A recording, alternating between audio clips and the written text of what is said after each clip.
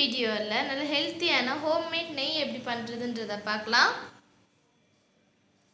நம்ம சேனலில் first time பார்க்குறவங்க எல்லாரும் சப்ஸ்கிரைப் பண்ணிவிடுங்க. பக்கத்தில் இருக்கிற பெல் ஐக்கானே கிளிக் பண்ணிவிடுங்க.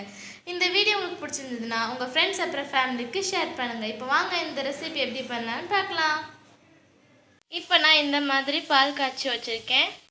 இனி இதுக்கு மேலே இருக்குல்ல இந்த மாதிரி ஏடு, இதை மட்டும் எடுத்து ஒரு ஓரமாக ஒதுக்கி வச்சுட்டு நம்மளுக்கு தேவையான அளவு பால் எடுத்துக்கலாம். தேவையான அளவு பால் எடுத்ததுக்கப்புறம் பால் நல்லா ஆறுனதுக்கப்புறமா நான் எடுத்து ஃப்ரிட்ஜில் வச்சுடுவேன். நான் ஏடு அப்படியே வச்சுட்டு ஒரு ஓரமாக பால் மட்டும் எடுத்துகிட்டு இதை அப்படியே ஃப்ரிட்ஜில் வச்சுருந்தேன். இப்போ இதை வடிகட்டி இன்னொரு பாத்திரத்தில் மாற்றிக்கலாம். இந்த மாதிரி ஏடு மட்டும் தனியாக மாற்றிக்கோங்க. நான் இதே மாதிரி ஒரு வாரமாக இதோட ஏடெல்லாம் மட்டும் எடுத்து வச்சுருக்கேன், ஃப்ரீசரில் வச்சுருந்தேன்.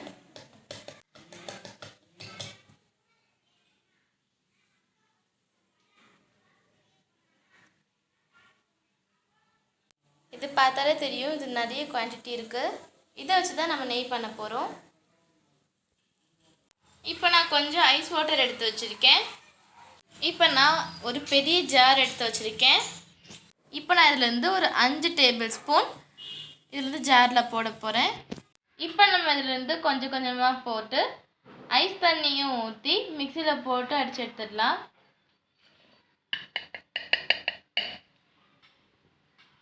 இப்போ நான் இதில் கிட்டத்தட்ட ஒரு 5 பெரிய ஸ்பூன் போட்டுருக்கேன். இது கூட நம்ம ஐஸ் வாட்டரும் சேர்த்துக்கலாம்.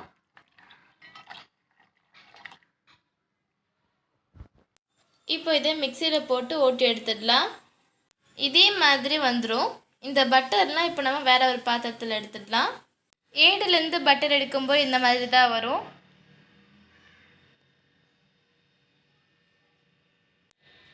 இப்போ இதுலேருந்து இருக்கிற பட்டர் மட்டும் எடுத்து நம்ம இந்த தண்ணியில் போட்டுக்கலாம். இந்த மாதிரி ஜில் தண்ணியில் போட்டுக்கலாம். அதுக்கப்புறம் மறுபடியும் இதுலேருந்து எடுத்து நம்ம அதே மாதிரி இந்த மாதிரி மிக்சியில் பண்ணி இது இந்த மாதிரி ஆன உடனே இனி மறுபடியும் நீங்கள் இதுலேருந்து எடுக்கும்போது புதுசாக தண்ணி வேணும். இல்லாமல் இந்த ஜார்லேயே இருக்கிற தண்ணியில் பண்ணக்கூடாது, புதுசாக இருக்கிற தண்ணியில் தான் ஊற்றணும். தண்ணியில் போட்டுக்கோங்க சார்.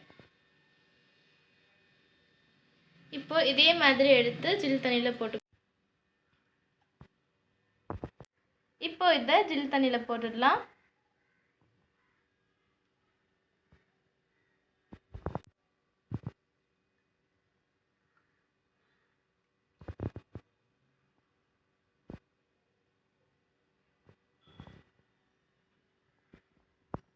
இது இந்த மாதிரி தண்ணியில் மிதக்கணும். நீங்கள் மிக்சியில் ஓட்டும்போது ஃபஸ்ட் ஒன்றும் இதே மாதிரி வந்துடாது. ஒரு 5 நிமிஷம் நீங்கள் ஓட்டினதுக்கப்புறம் தான் இந்த மாதிரி வரும். இனி இந்த தண்ணி நம்ம யூஸ் பண்ணக்கூடாது, இதை நம்ம கீழே ஊற்றிடணும்.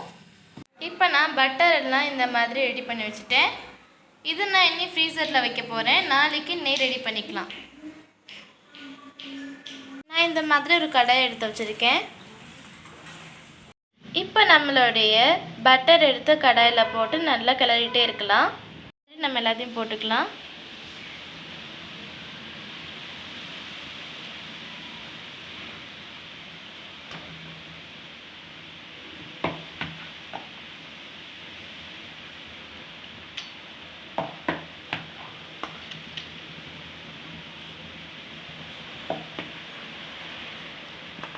இது மெல்ட் ஆகிட்டு வந்துட்டு இருக்கு.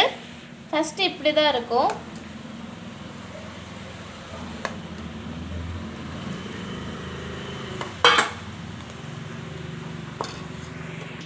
இந்த மாதிரி நல்லா கிளறிட்டே இருக்கணும். இந்த டைமில் நம்ம ஹை ஃப்ளேமில் வச்சுக்கலாம். இது இந்த மாதிரி நல்லா பொங்கி வரும்.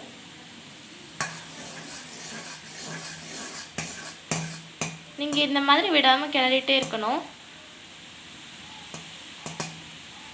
இப்போ இங்கே நுரையெல்லாம் போய் செகண்ட் ஸ்டேஜ் வந்துடுச்சு. இப்போ இது அடுத்த ஸ்டேஜ் ஆகிடுச்சு. இப்போ மேலே பார்த்தீங்கன்னா நெய் நல்லா தெளிஞ்சு வரும். இனி இதெல்லாமே நல்லா ப்ரௌன் கலராக நல்லா மொரிஞ்சிடும். நெய் ஃபுல்லாகவே மேலே வந்துடும். ஃபைனல் ஸ்டேஜ் ஆக போகுது. அடியில் இருக்கிறதெல்லாம் வந்து ப்ரௌன் கலர் ஆகிடும். நுரையும் வற்றிடும். இனி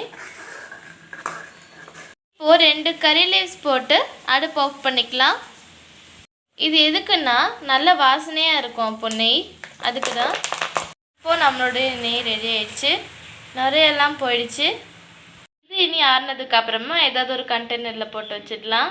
ஐயோ எங்கள் ஜன்னல்லாம் அப்படியே தெரியுது. இப்போ நம்மளுக்கு இவ்வளோ நெய் கிடச்சிருக்கு, இவ்வளோ நெய் இருக்குது. இது நம்ம ஏதாவது ஒரு ஒயிட் கிளாத் வச்சு நல்லா வடிகட்டி எடுத்துடலாம். அவ்வளோதான், நெய் ரெடி ஆயிடுச்சு.